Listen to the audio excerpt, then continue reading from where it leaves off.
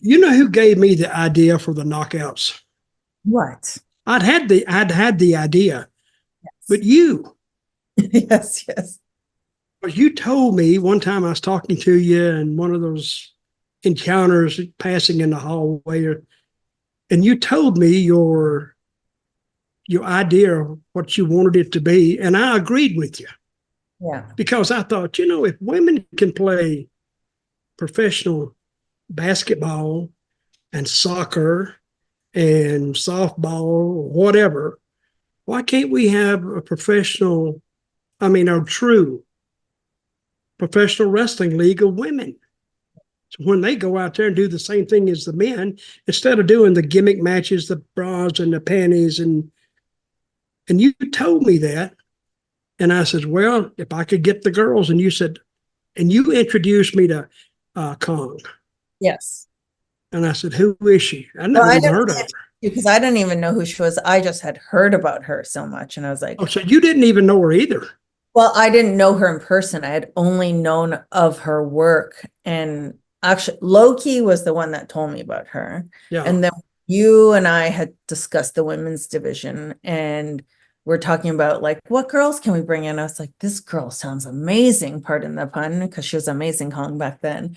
And I was just like, she's different. She sounds like a monster.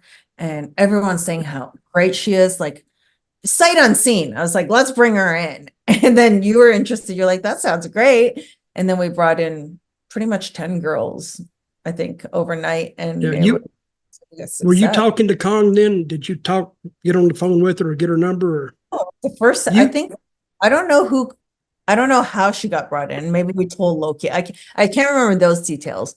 I just remember I Yeah, do. I'm thinking now. How did she get in? I guess she just walked We in one called day. Oh, everyone. there you are. What the hell? A list. We made a list of like 10 girls or 12 girls, called them, made a But you, gauntlet, and it but you just so know the whole time in TNA, I would bring this up to Dixie and to Vince and to Jeff. They didn't fall all over themselves in agreement. They was yeah. going, I don't know. I don't even know where you would get the girls. And Jeff Mhm. asked me one day, he said, do you think we can find enough girls that could fill it up? I said, oh, wait a minute. Let me check. Last time I looked at the population, there's 320 million people in this country. I think out of 160 uh, million girls, I think that'd be half that 320. We can find 10 women 10 that women. can get in there. And when you told me about Kong, I went that night, Yeah. and through the beauty of the internet, I found Kong Yeah. with a match with one of the really, really tough girls in Japan. Yeah. Now, if I didn't know that was a work, I'd say these girls are throwing down. Yeah. They are and they probably were beating the crap out of each other. They were And for I sure. told you, I think the next week or the next time we had TV, I said, I want Kong. You said, when do you want her? I said, yesterday. So let's get her here as fast as we can get her here. And you and her had never had a match before. You guys were the ones that threw. So before the gauntlet happened in Atlanta for the title, we Yep. had a a taste of the women's division, I guess you could say. And you put me and Kong in a singles match right before the pay-per-view. And we had a lumberjill match with all the new girls that were going to participate in this gauntlet. And that was the night that I remember her and I just had instant chemistry. We just did a simple match. And I just remember Scott, I believe, telling me after, oh, Jeff just loves you and Kong together. He just loved what and then we kind of just went with that. But prior to that, he brought in Jackie Moore for me to wrestle with, and we had incredible You too. did. So we beat the living crap out of each other, her and I loved every moment of it. Yeah, It was a good you guys had great matches. yeah. I mean, great matches. So it was good. It You was remember good. the first meeting I had with the knockouts? I don't remember, but I do remember you telling me when the title was coming, and I remember screaming out loud, like a little. Like the whole arena, it was like one of those, it was a TV taping. And so all the boys were out by the ring, you know, the normal crew, everyone kind of hanging out there. And you told me that they're going to bring a title and we're starting a women's division finally.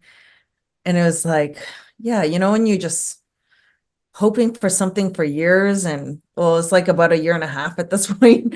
And so I screamed for joy, and it was just dream come true. And then that's when the real work really begins, because you know what, the work never ended, to be honest. It was always a constant trying to prove ourselves that we were good enough. But see, if you love it, it's not work.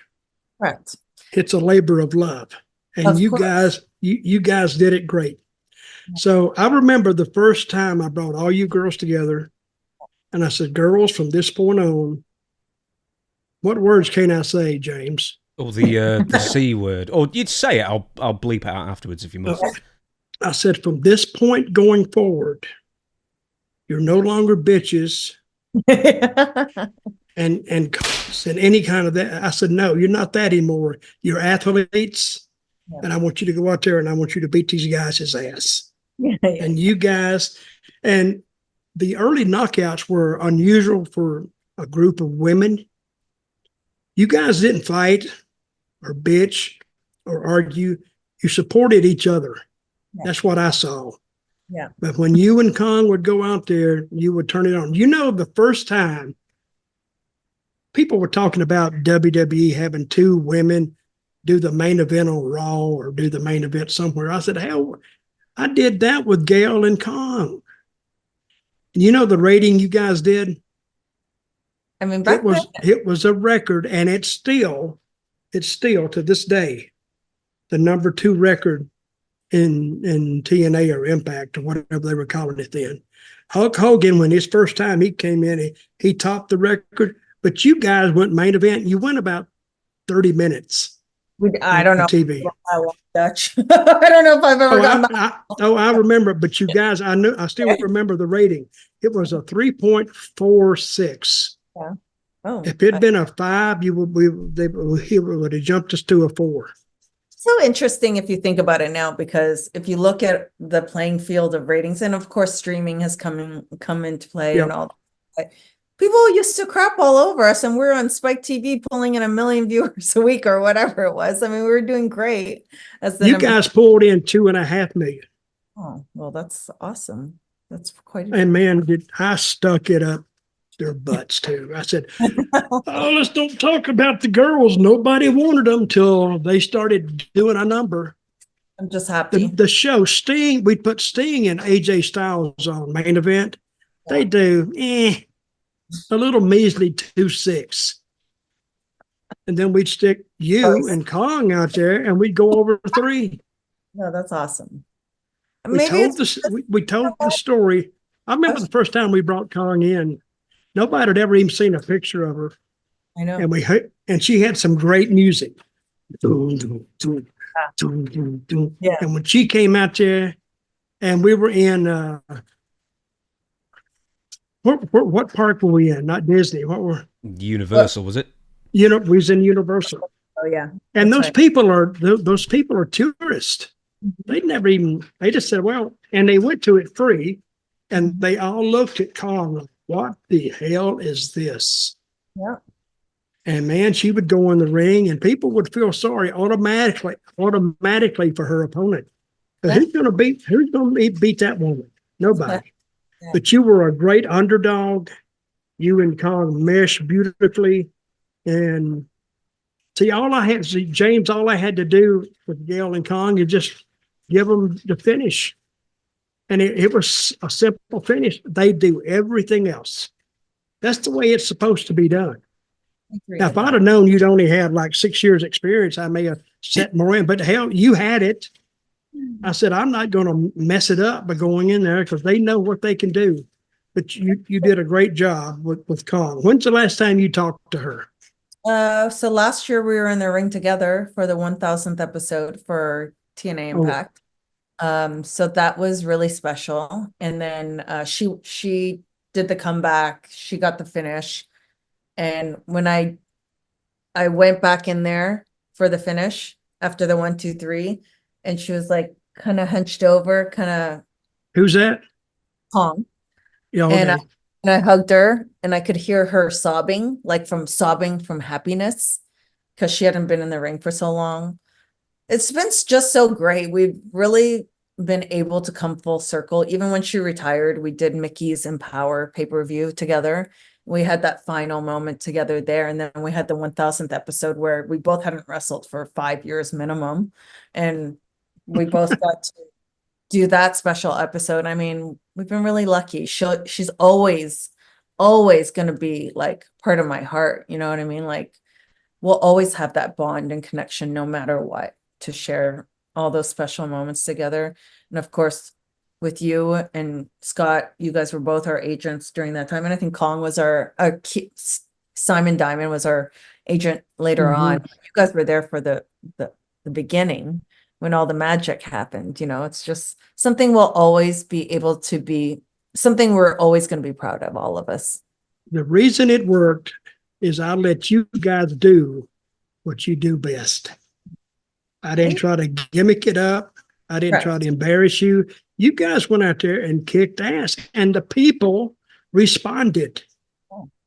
And imagine that, people responding to two women out there that they have tried to degrade all these years, and all of a sudden you do something with them, and they kind of believe it. The fans enjoyed it.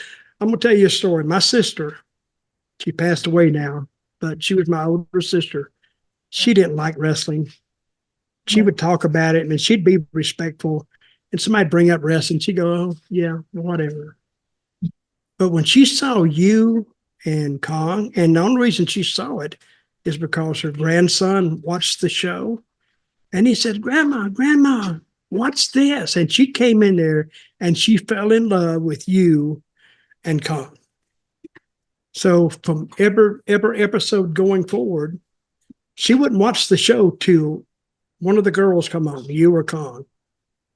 And then he'd say, Grandma, Gail Kim's on. Oh, I got to see this. Or Kong's on. Oh, I got to see this. She would sit down. She would watch the match or whatever we had planned for you guys. But when it was over, she'd get up and leave and go back outside and do whatever she was doing. She was really a picky fan. But to capture my sister, you guys were, well, you knew what you had to do. And I think you captured a lot more people than what you realized. I think what you just said, that you guys literally, let's look at the Bloodline storyline, for example, on WWE right now. But the same thing, I think it's kind of a lost thing where you guys took it slow. You did the right thing and built the storyline basic, the way it's supposed to be, and simple, to allow the fans to really get sucked in, right? And they had never seen anything. The women's wrestling hadn't been really seen for a while, at least at that kind of level, or that kind of attention. And also, I mean, the fact that it was David and Goliath, pretty much, you couldn't have asked for a better heel and babyface position, to be honest, right? So, and it was cool that TNA never even batted an eye at the fact that I was an Asian woman and she was a Black woman, and we were like the face at that time for that women's division, and it was nothing. It was just about Gail Kim and Awesome Kong. It wasn't really about anything else, So that's cool. Well, you got the job done. I'll say that. And I would go to creative meetings and I'd sit there and I'd say, "What was the ratings last week?" They're pretty good. What did the knockouts do? I'd make them read it to me. "Oh, really? Well, they should have been a little higher, but I guess that's okay." I'd have to rub it in. Just happy but I was glad you guys were there, because I was proving a point, you were proving a point, Kong was proving a point, and we were doing business. Okay, you went into the Hall of Fame of Impact. Yeah, Impact Hall of Fame. Yeah, and so I didn't hear it, but somebody said you mentioned my name during that. Of course I did. Well, great. Of course I mentioned. Yeah, I thanked everyone. Part of, the part of my career that made me accept that Hall of Fame honor. I mean, I was without TNA, without those opportunities, I would never have had the career. Like if I did stay in WWE, you know, a lot of people, this is why I always tell a lot of wrestlers out there, you know, if they do have that work ethic, if they, you know, if they truly do believe in themselves, you got to bet on yourself sometimes, because Yeah, you do. this business is just, you got to hope for that opportunity that maybe someone else will see it in you. Because look at my two careers in one company over the other. They're night and day. I mean, Mhm. if I stayed in WWE that whole time, I would never have even had remotely the career that it'd be nothing probably. I would not be a producer in TNA to this day, right? You just got to bet on yourself. How did you and Kong gel so quickly? Oh, I don't Hey, know. when I saw the match you had with her on TV, that was the first match? Yeah, first time we ever touched, first time we ever saw each other or felt each other in terms of work. We just clicked. And like I said, I think it was at a time, and she just came from Japan where all the girls kicked each other's butts with no hesitation. I never had a hesitation. I was waiting. So I just worked Jackie Moore, who is one of the most physical Yes, wrestlers, she is. probably the strongest wrestler I've ever been in the ring with, to be honest. She's probably shorter than me, 5'3", maybe 5'2". And she is strong as hell and tough as nails. And Well, that she is. girl, oh, so for James, me, you know who she is? Yeah, Miss Texas, of course I do. Jackie Yeah. Moore, yeah. God. go from Jackie to Kong. I mean, back to back, the two baddest women I've ever been in the ring with, probably, and Taryn too, who's underestimated because she's this pretty blonde that played cheerleader Tiffany or whatever she was called in, or Tiffany, what did they call her? Something skirt. Tiffany something. Stafford. No, not that girl. She's now. Another girl. I'm talking Yeah, about she's Tiffany now. Terrell from way back. Tiffany, I know who you're talking about. Yeah, I yeah. don't remember her last name though. So I just think we just kind of went balls to the wall because we had something to prove. And so no one was going to say anything, you know. I mean, to this day, I think the girls beat the crap out of each other just to prove something, you know, and we always got to Okay, be. if I had came into the room, I said, girls, I want you to go out there and throw down. Yeah. But you have to do it. Yeah. You got to go out there and you got to want to do it. Yes. And you got to tell the other girl, hey, bring it, and I'm going to bring it. Yeah. So if you're both bringing it, I can talk till I'm blue in the face, or the producer can talk till he's blue in the face. But when you guys go out there and do it and the fans see it and they get a taste of it, they're watching. Because I watched that match every time you guys would be in a match where I could watch. The fans weren't watching any. They weren't going to the concession stand. They were watching you guys. So I always believe that you said bet on yourself. I didn't call it that, but you believed in yourself that you could hold their attention for 15 minutes. You actually could have held their attention for 30 minutes if you want to, maybe an hour longer. We would do whatever we had to do, Dutch, to prove ourselves. And not a lot of girls can do that.